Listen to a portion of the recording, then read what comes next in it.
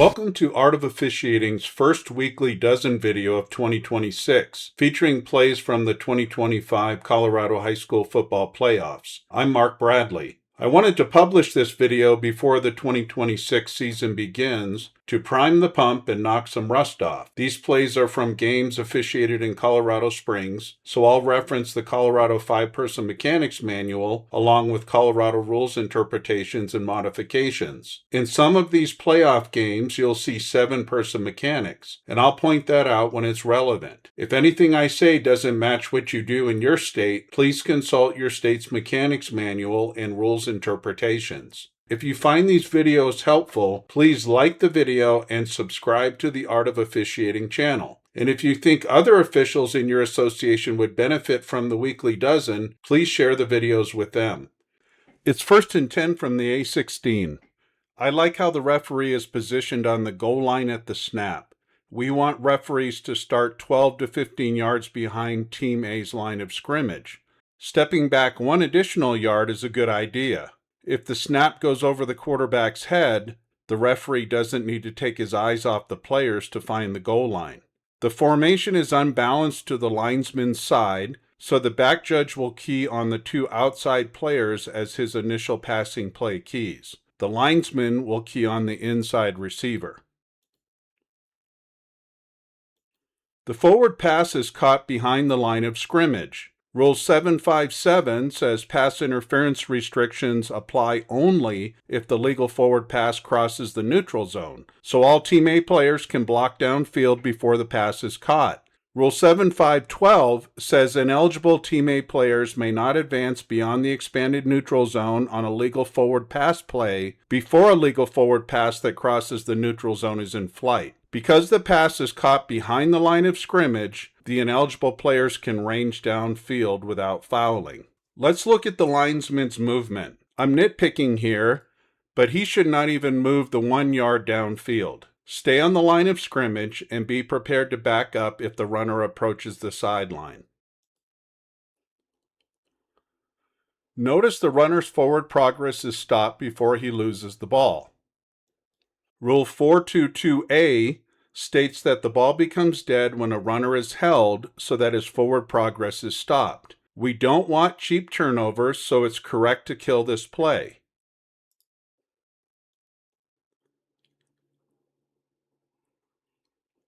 The linesman steps onto the field and points to the ground. Let's sell this with more energy. Use a loud voice. Forward progress stopped here, and bigger arm movement. Let everyone in the stadium know the ball was dead when the runner's forward progress was involuntarily stopped. The linesman should not walk into the players. Forward progress is a plane, not a spot, so stay on the sideline, which offers a better field of view to the players. Keep your chin up and eyes on the players. Notice the linesman's eyes. A spot on the ground is not more important than viewing the players. Here's another play that illustrates the forward progress rule. You be the judge. Do you think R7's forward progress is clearly stopped before the ball comes loose?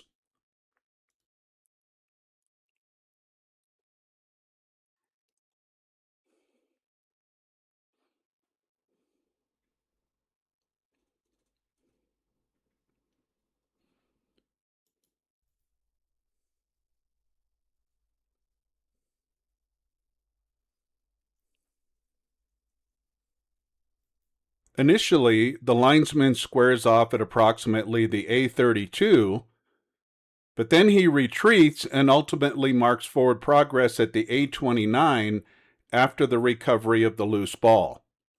To see why this matters, imagine the exact same play beginning from the A30 instead of the A28. In that case, the runner's forward progress would have reached the line to gain, and Team A would have earned a first down. Instead, by incorrectly marking the ball where Team A recovered the loose ball, they would lose the first down they had earned. Or worse yet, imagine if Team B recovered the loose ball after forward progress had already been stopped. That would create an undeserved turnover.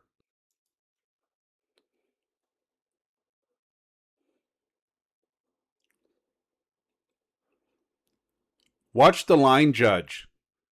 Notice he's racing across the field at the forward progress spot. He may have recognized that the ball was dead before it came loose, and he is running to the linesman to offer that information. At the end of the day, the linesman is the covering official, and he gets to decide if the runner's forward progress was indeed stopped. The line judge can't overrule the linesman because he is so far away from the play. He can and should speak with the linesman and ask a simple question. Was the runner's forward progress stopped? The linesman has the final say, but the line judge can help his teammate. Rule 215.1 defines forward progress as the advancement of the ball toward the opponent's goal while in a runner's possession. The word voluntary does not appear in the rules book. I wish it did because I think it helps explain the concept. I like to think of forward progress as the end of the runner's voluntary advancement of the ball. R7 is first contacted at the R35. He isn't wrapped up, but the contact drives him backward to the R32. K22 falls to the ground, leaving R7 momentarily untouched. Before R7 can voluntarily advance in any direction, K56 wraps him up and eventually brings him down at the R27. The covering official must determine where R7's forward progress was involuntarily stopped. In this case, he determined R7's progress ended at about the R32. I think he could have been given another yard or two, but I certainly appreciate that the official did not simply mark the ball where the runner was finally downed at the R27. Rule 717 says it is a false start if a shift simulates action at the snap, or if any act is clearly intended to cause B to encroach. It's 4th down and 3 yards to go from the R38.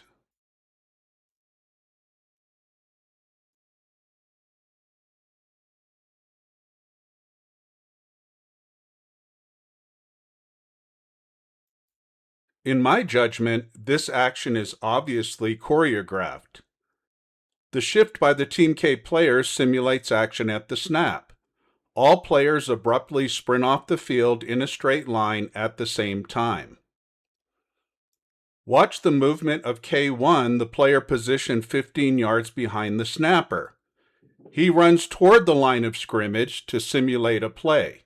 He doesn't run off the field like the rest of his teammates. Here's a subtle point. None of the coaches are yelling onto the field to call the kicking team off the field. This is a designed action, and I'm sure you can argue this point, but what high school team have you seen that will choose to punt the ball on 4th and 3 from the R38? Now let's watch the defense. Rule 715 says no player other than the snapper shall encroach in the neutral zone after the ball is ready for play by touching the ball or an opponent or by being in the neutral zone to give defensive signals. The ball is on the B38, and as we can see, none of the B players move into the neutral zone. But here's the interesting thing. Even if they had moved into the neutral zone, it is not a foul, because the snapper had not placed his hands on the ball. So Rule 715 applies, not 716. None of the Team B players touched the ball or the opponent, and none of them were in the neutral zone to give defensive signals. We see the back judge throws his flag and blows his whistle. I'm not sure why. The referee blew the ready for play only seconds before, so the play clock had not expired. So let's keep moving down the rabbit hole. If the back judge had not blown his whistle and the kicking team players had successfully swapped without simulating a snap, we'd still have a foul for an illegal substitution. Rule 373 says during the same dead ball interval, no substitute shall become a player and then withdraw, and no player shall withdraw and then re-enter as a substitute unless a penalty is accepted, a dead ball foul occurs, there is a charged timeout, or the period ends. We can see every one of the players departing the field is number 0 to 49 or 80 to 99, so they had not been on the field for the previous third down play. I doubt the head coach mentioned these actions during the pregame discussion. I asked coaches, are there any plays or formations that could take us by surprise? If the coach had described these actions, the referee should have informed him that these choreographed acts are fouls.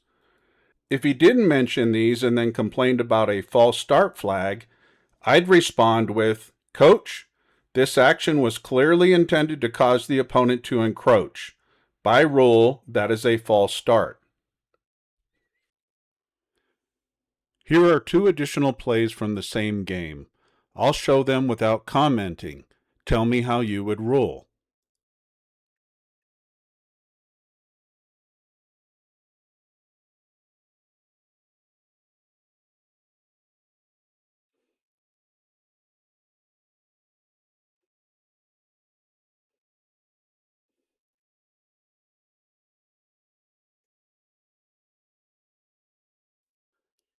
In the first video, we don't see a flag from the linesman or the line judge.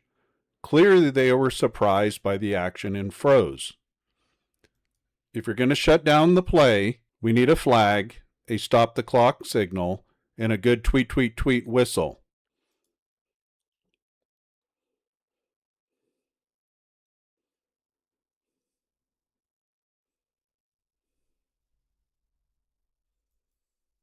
In my judgment, these acts were clearly intended to cause Team B to encroach. It's 4th and 2 and 4th and 3 in the two plays. A 5-yard penalty would result in a first down.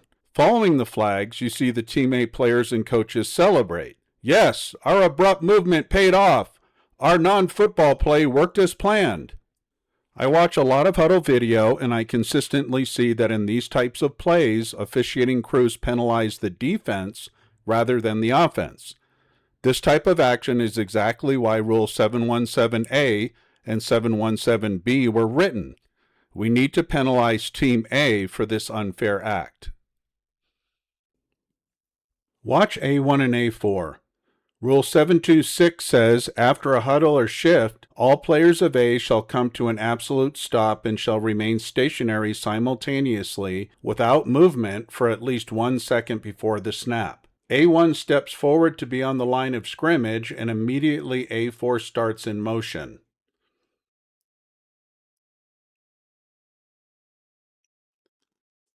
At the snap, this should be flagged as an illegal shift.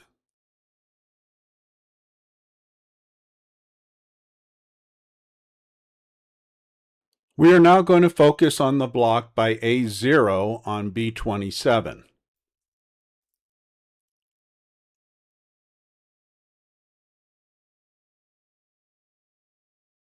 Would you throw your flag?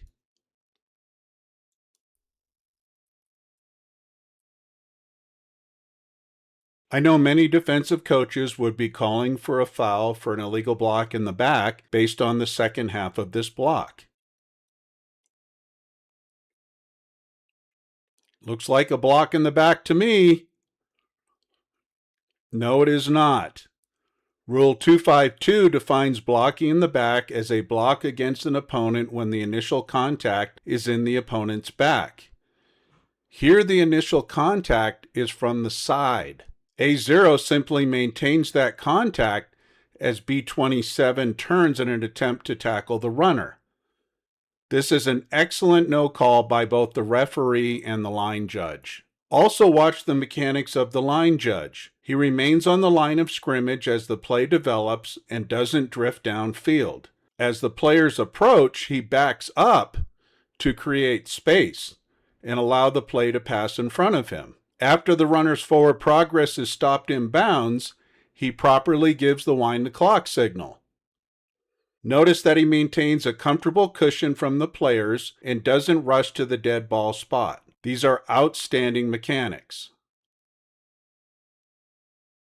I have one very minor point of emphasis. Let's keep the coaches off the field. This coach isn't arguing with an official. He's simply congratulating his players. Even so, coaches are not permitted to come onto the field. Once I have completed my dead ball officiating responsibilities, I would politely remind him to remain in the coaching box. I might even smile and say, "That was a great play by your defense, but I need you to please stay off the field. Thanks, coach." The ball is snapped on the B12, so the back judge is correctly positioned halfway between the goal line and the end line. The back judge retreats to the end line and is in the perfect position to rule on this play. We can't tell from this angle, but the receiver possesses the ball with 1 foot inbounds. The back judge immediately signals touchdown. But we have one problem. The ball comes out when the receiver hits the ground.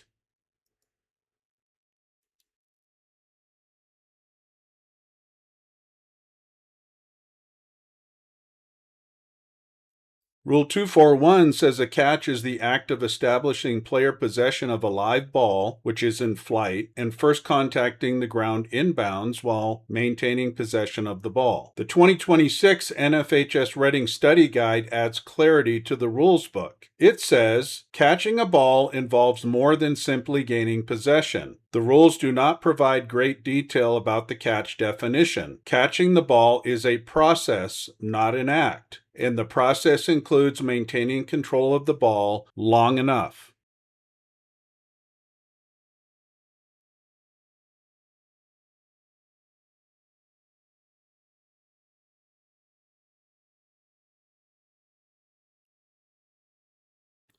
The process mentioned in the Reading Study Guide refers to the requirement that if a player is going to the ground in the act of catching the ball, they must maintain control throughout the contact with the ground. You may have heard the phrase surviving the ground. If the ground causes the ball to come loose before the player has maintained control long enough, the catch is not completed. Here's a valuable cross-check. Let's say the same event occurred but at midfield. Would you call it an incomplete pass or a catch and a fumble? If it's not correct to call it a catch and a fumble, then it's not correct to call this a touchdown. I like this summary statement from a 2016 Ref Stripes forum discussion. If a player has control of the ball, but in the act of making the catch, comes to the ground and loses control, it is incomplete. The catch must survive the contact with the ground. This formation is unbalanced to the line judge's side. The back judge's initial passing play keys are the first 2 players in this stack. The line judge has the player standing on the 50-yard line. A16 goes in motion but does not proceed beyond the left tackle. So in accordance with the mechanics manual, he remains the line judge's responsibility until he moves into the linesman's zone. If A16 continues beyond the left tackle, the linesman will immediately pick him up as a passing play key, and the line judge will shift his attention to the players in his zone. Now let's move our discussion to the contact on the quarterback after he releases the ball. B24 executes a wrap-up tackle and the referee throws a flag.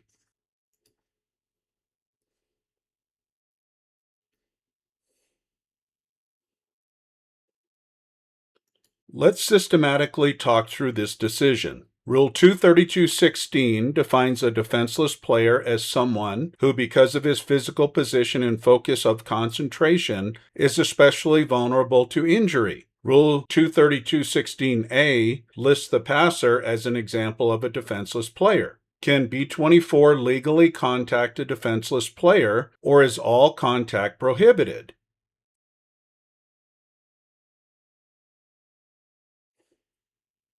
Rule 944 says defensive players must make a definite effort to avoid charging into a passer after it is clear the ball has been thrown. The words definite effort to avoid charging into a passer requires judgment. Here is an interpretation.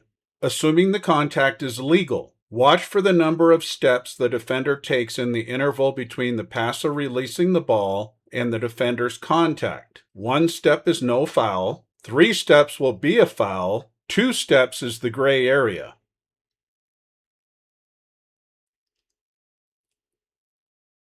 If it's 2 steps, I will look at the method of contact. I'm going to give a lot more grace if the defender executes a wrap-up tackle than if he uses open hands to shove the quarterback to the ground or if he strikes him with a shoulder.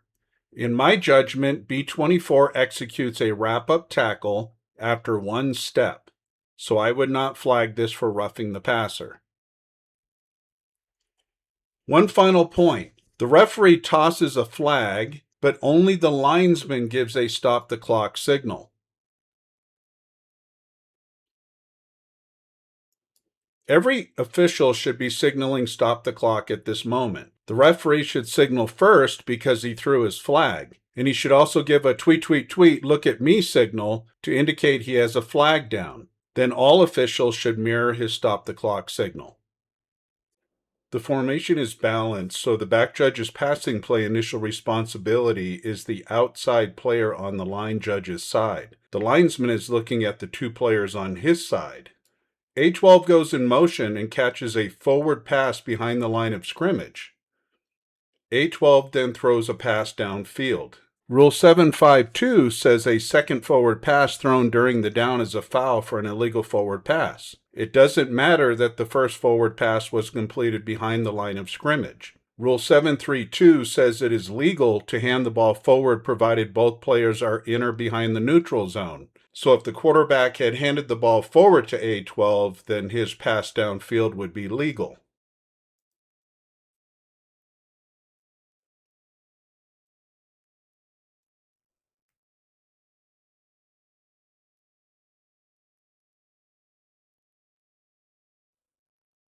We can see from the video that the line judge throws a flag at the end of the clip. I'm not sure if he saw something at the end of the play he didn't like, or if he flagged the illegal forward pass. Let's look at B45's tackle on A12 following the pass.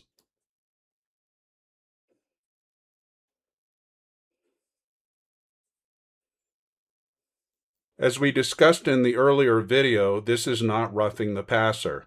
B45 takes one step and executes a wrap-up tackle.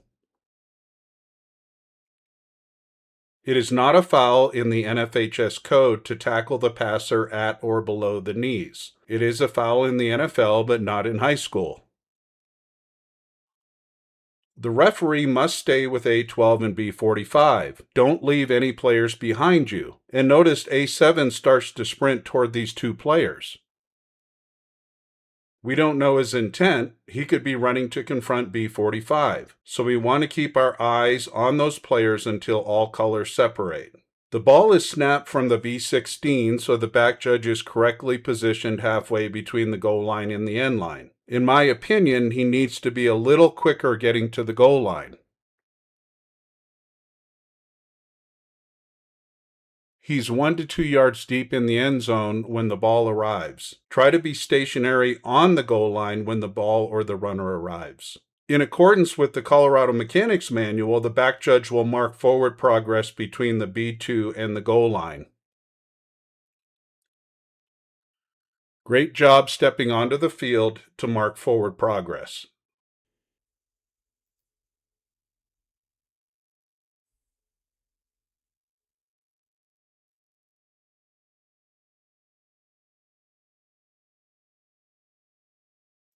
Is this a foul for an illegal forward pass?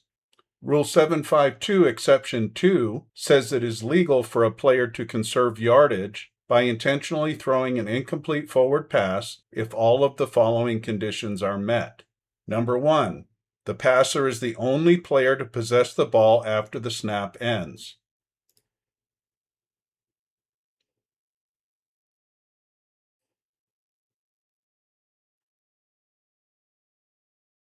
That condition is met.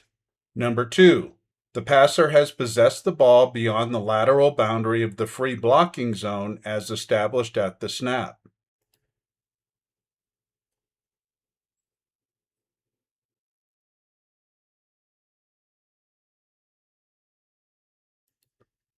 That condition is met.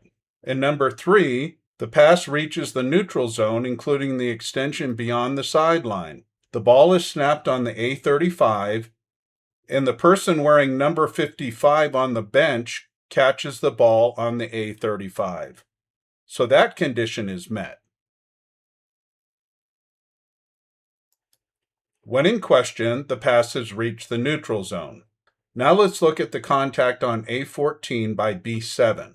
Is this illegal use of hands or holding or defensive pass interference?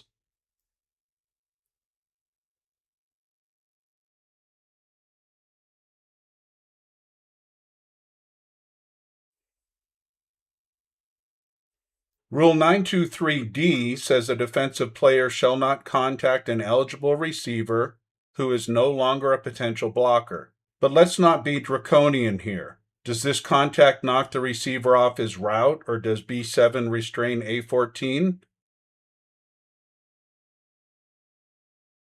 In my judgment, this contact does not warrant a flag for illegal use of hands or holding.